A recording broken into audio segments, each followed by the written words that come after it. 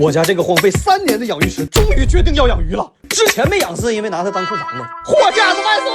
瞅着虽然不大啊，但实际上有2.5米乘3米那么大个空间，接水接了2个半点，再配上一个鱼池专用的过滤桶，外加一个射灯。完工了啊！门口的角度行不？行，挺好这个灯。哎，你换新手机了？对呀，旧呢？就得我昨天钓鱼的时候不扔河里了吗？这事你不知道吗？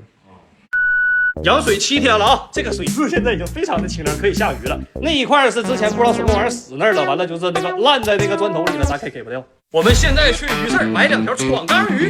哎，老李，我最近换台新车，你有啥推荐吗？没有。好嘞，咱出发。到站了啊！哎，老板，你这王八多少钱？你会说话吗？不是，我说这个小王八这个王八是吧？啊，不是我的王八啊，不是你，不是你这王，这10块，你给我拿一个。行。光有王八不够啊，咋的？来条正经鱼啊！这缸锦鲤这是多少价位的？这个是50厘，那是30厘。那黑白红花的给捞一个。说来惭愧啊，我鲨鱼、电鳗、蓝环章鱼、食人鱼都养过，我居然没养过锦鲤。老板人挺好，就要1条还给打养。先回家，然后过温过水，过温过水完成。入缸。哎，哥，你忍住了。我的妈呀，手机又得换。入缸。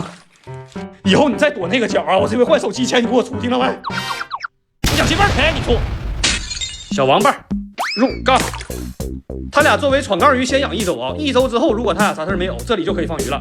然后大家想让我养什么鱼可以推荐一下啊，但是有2点：第一，鱼别太小，猫这玩意儿手欠，鱼小了它真能给搂上来；第二，鱼别太猛，别一口才给猫薅下去。阿彪的大长腿倒无所谓，Timmy这腿儿水深30厘米，我估计他都过不着底儿，再淹死个屁的。